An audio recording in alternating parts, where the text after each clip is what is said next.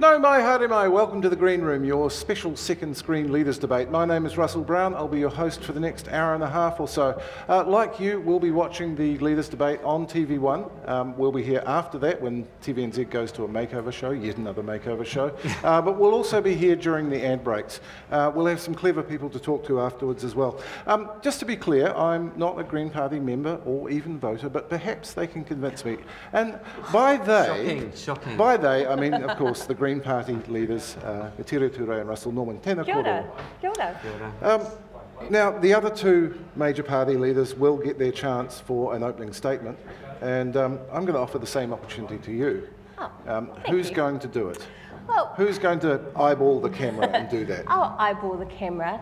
Russell and I, we love Aotearoa, don't we, Russell? We do. We love our country. We love this pub, Golden Dawn. We love all these people. We love you too, Russell. Thank you. But we love our country so much. We want to make sure that all our rivers are clean enough to swim in for our kids, that our beaches are free from the risk of oil spills, that our kids have enough to thrive, and that we have a smarter economy that does its best for everyone and not just the very wealthy. And that's what we're here tonight to talk to you all about. Cleaner, fairer, smarter.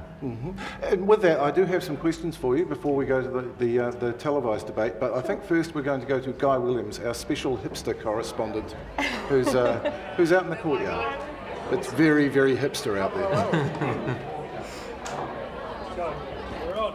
Kia ora! Good to see you. How's it going? My name is Guy Williams. I'm reporting live from a bar outside, a hipster bar. Everyone's gone very quiet. I'm in charge of doing like the outside Q&As with semi-drunk people, I think. I'm very excited about it. I'm quite qualified. I studied political science at Vic University, so I'm very proud that my 4 years of studying a 3-year degree have come in handy. I'm going to be getting the top insights from around the bar. Let's grab someone now.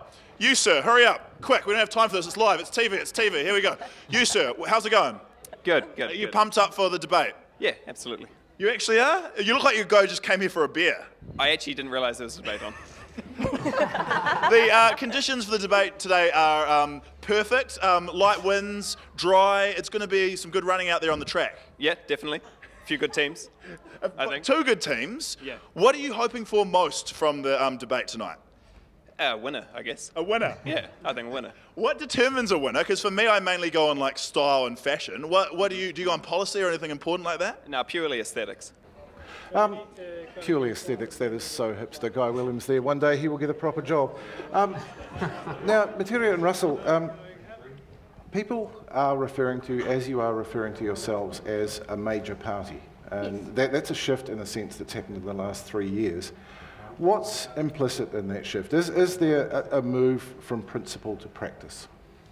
Well, I mean, we like to think that we're pragmatic idealists, but so obviously we need to be pragmatic. So, for example, we produced all of the costings, our fiscals, about the cost of all the different policies. Plus, we got Infometrics, which is a pretty respected economic consultancy, to do an independent review of those costings. So, I guess that might be seen as one of the things that comes with being a big party, is to demonstrate exactly how you're going to be able to pay for the things you say you're going to do. Now, you went to a business breakfast this morning. What did you tell them?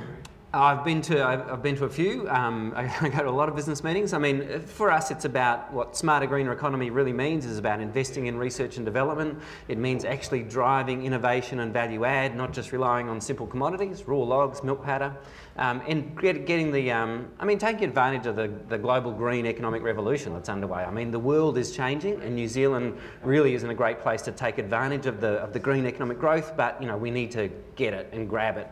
And obviously, under the current government, we're not doing that. Metiria, Russell there is speaking well of the market. That's interesting, isn't it? Well, you know, we need to deal with the reality that we're faced with. The fact is the country needs a change. People are crying out for a change. They're looking for a political movement that represents them, one that is modern, that is genuinely 21st century. And the Greens represent that for the country. So that is why we're growing. And in growing, we have to make sure that we're broad while we stick to our very core principles, which we do. It's being part of a whole movement where you have a whole organisation that backs you 100% because you're deeply integrated into that movement and not separated out from your party, I think makes a big difference. It provides us with a great deal of support, and that's why we're growing. I still wonder if there are cultural issues to get through. If you do make government, you'll have ministers in cabinet. They will be bound by cabinet collective responsibility. How does that sit with the Greens' traditional method of collective decision making? We've been doing a piece of work over the last few years called Fit to Govern with our party, where we've been talking about what that means for us, how we might manage that relationship between having ministers in a government, in a cabinet, who are also Green MPs and who are there to progress the Green kaupapa. The party is working through that, and we're getting right at the point now. The party is ready to be in government, the caucus is ready to be in government, Russell and I are ready to be in cabinet. We think that this next step for us is actually part of the progression of a modern political movement, and we're seeing that happen with the Greens. So it's like a party upgrade. It's a smarter, greener Green Party. But also, like, if you think about the way MMP has matured over the years, people are used to the idea that you can disagree about things. Like, there's no longer you have to have this hegemony. It's like everyone must say exactly the same thing. I mean, you hear the National Party, I always agree with John Key. It's like, oh, for goodness sakes. It's like, are you like a free thing? You know, do you have your own ideas? And so, you know, if you had the Greens in there, we'd say, well, you know, we didn't agree with that, but, you know, this is what the government's doing. And I think you can run a mature government where you can see that there are different points of view, but we're still going forward as a government. And that's the challenge, and I think MMP has created a lot of space for that, which is great. Other Green parties around the world are still talking about steady state economics. You are quite pointedly talking about growth. Is there a tension there with the Green ideals? I think there's some tension. I mean, I think it's fair to say. So what we talk about is you've got to grow those parts of your economy like clean energy, for example, which are part of dealing with the problem of environmental kind of sustainability. But there's other parts of your economy that over time will have to shrink, like coal mining. Over time, we can't afford to keep growing coal mining. So I think that there's going to be some parts of the economy that do grow and some parts that won't. Overall, the key thing is what is happening in terms of our impact on, say, greenhouse emissions. Are they going down? And we know that the best way to drive down greenhouse emissions is to put a price on carbon. It's critical to it. You need the other things like public transport and stuff as well, but you put a price on carbon and then you return the money raised in the form of tax cuts, an income tax-free band at the bottom and a cut in the company tax rate. So those businesses that are really efficient with greenhouse emissions and carbon, they get a double win. They get lower tax rates, and their competitors who are inefficient, they have to pay a higher price on carbon. So that's right, and I mean the test is our environment doing better? Under the Greens' economic plans, are our families doing better? And we'll be able to test that as we go, and we'll be able to adjust our policy and our approach as we go. And we're prepared to do that because we know that our environment and our people are the most important things that need to be part of the government decision making. It's not at the moment, and that's what the Greens will bring to a new government. As you say, you're not. Oh, I got something in my head. I'm not quite sure what that was. That's all right. As you say, you're not going to be shutting down coal mines. And in fact, one of your key policies, the Green Investment Bank, actually relies on there still being oil extraction because you're going to bump up royalties. That's interesting, is that you rely on fossil fuels for a key policy. Well, I mean, going forward, we're going to see fossil fuels aren't going to disappear tomorrow, but it's about the direction of travel. And so over time, with carbon pricing and also the price of oil going up, we're going to move away from fossil fuels, and the Green Investment Bank is to facilitate that process. So for us, it's making sure that we get the capital into the green growth areas so that we can make the transition away from fossil fuels, and making sure we get the price signals right to do that as well. And then the public transport stuff obviously is a critical part of it in terms of transportation in New Zealand. But, this is all doable, and it's pretty exciting. This is what the green economic future is going to look like. If we're planning to have a future on planet Earth that's going to be great, then this is the transition we need to go through. And, I think we can do it. Metiria, we'll be going into some of these in a little more depth later on. Sure. But perhaps you could explain what your key policies are and which, if any of them, are bottom lines. Making our rivers clean enough to swim in, making sure our beaches are free from oil spills, making sure we eradicate child poverty by making sure every child has enough to thrive, and developing a smarter, more innovative economy. Those are our priorities. And we want to see progress on all of them.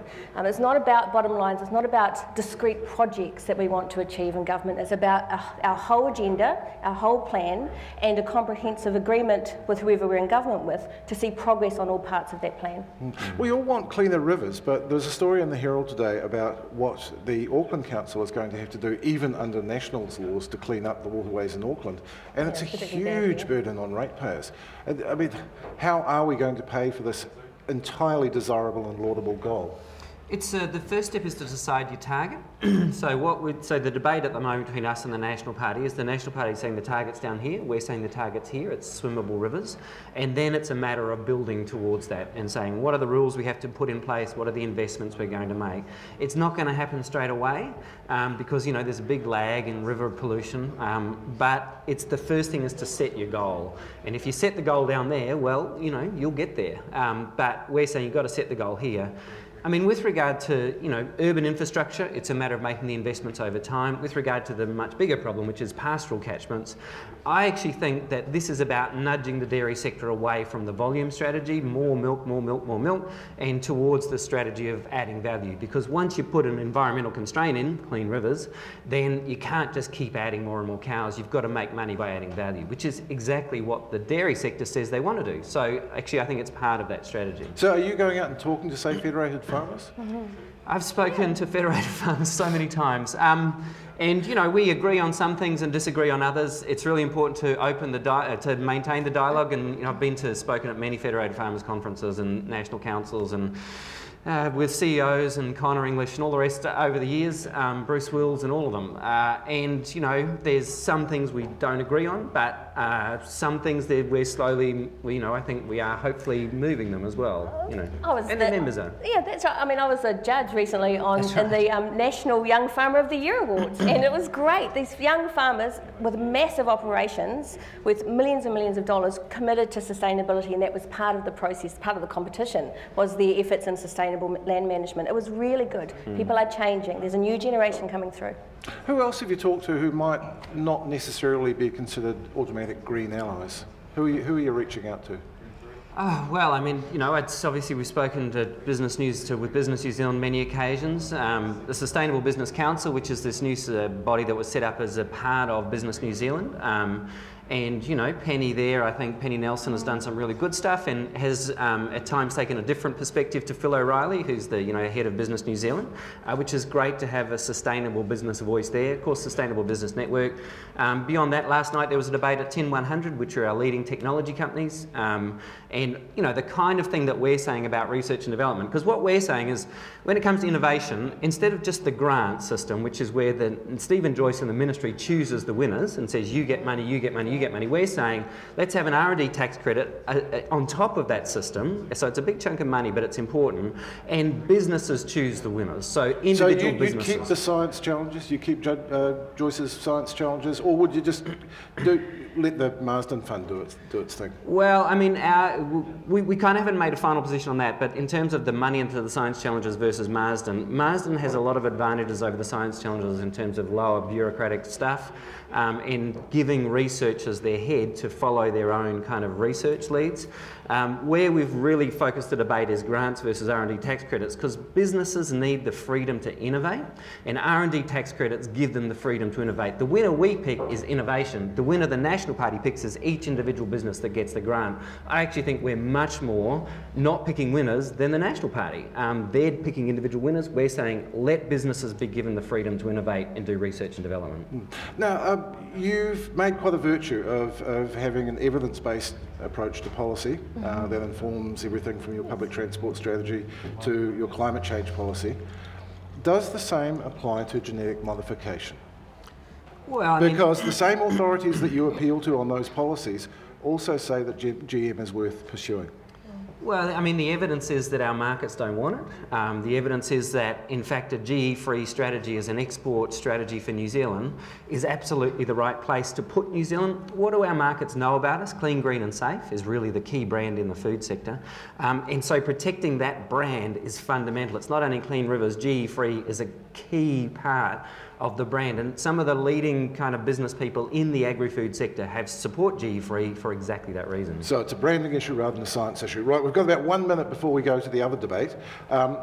Question is, if it all goes really well, who gets to be Deputy Prime Minister? I have a coin here to toss if you like. No, we both do. Joint Deputy Prime Ministers? There's no reason why you can't split the role and have two people do it. And there's nothing in the Constitution, rules, there's no reason why that can't be done by two people. We have shared the co-leadership now for 5 years. It's been a model that's worked for the Green Party for 15 or more years now. It would work for us in government too. Is this the kind of thing you've actually discussed with your coalition partner? Have we talked with Labor about it? I don't think so. Sure. I mean, but think about corporations. Multiple vice presidents is actually standard practice within corporate structures. You know, there's no reason why you couldn't have co-deputy prime ministers. Why not? Why not? Why not? Okay, well, we're going to go to, thank you very much, we're going to go to the other debate now, so we'll see you at the ad break.